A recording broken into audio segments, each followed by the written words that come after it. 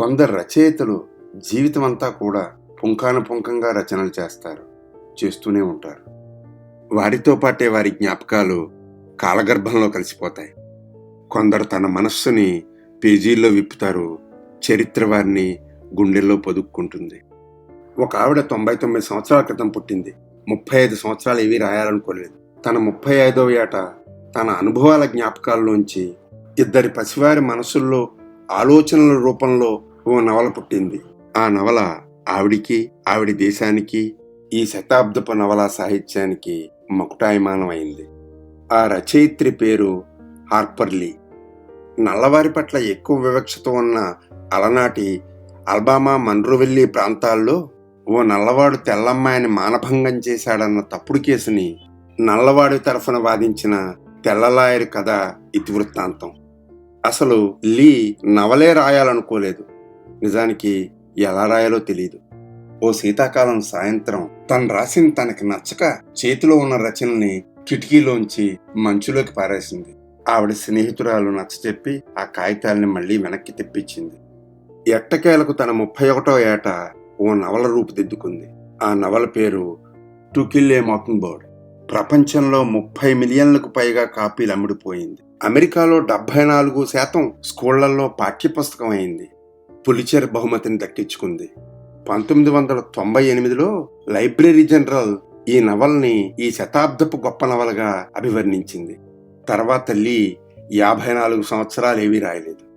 Harper లీ న్యూయార్క్లో ఎయిర్లైన్స్లో reservation గుమస్తాగా పనిచేసింది.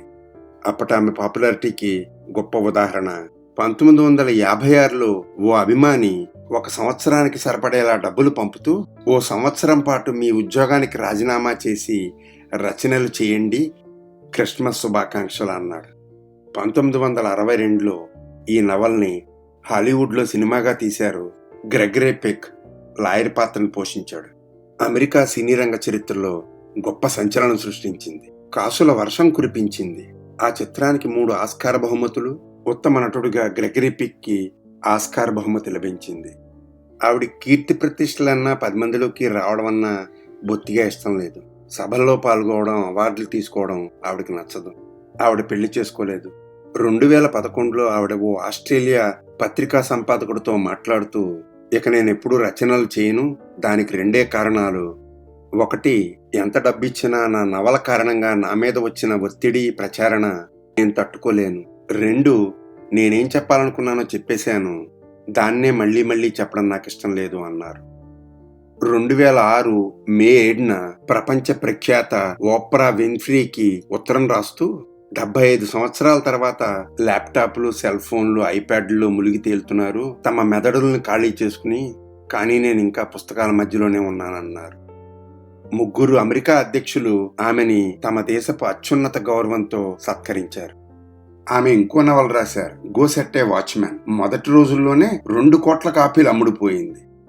ఆమె చివరి రోజుల్లో బొత్తిగా కనిపించక, వినిపించక, జ్ఞాపకాలను మర్చిపోతూ, వృద్ధాప్యం మీద పడగా వీల్ చైర్లో శరణాలయంలో తిరుగుతూ ఆమె పుట్టిన ఊరిలో మన్రోవిల్లీలో నిద్రలో ప్రశాంతంగా కన్నుమూసింది.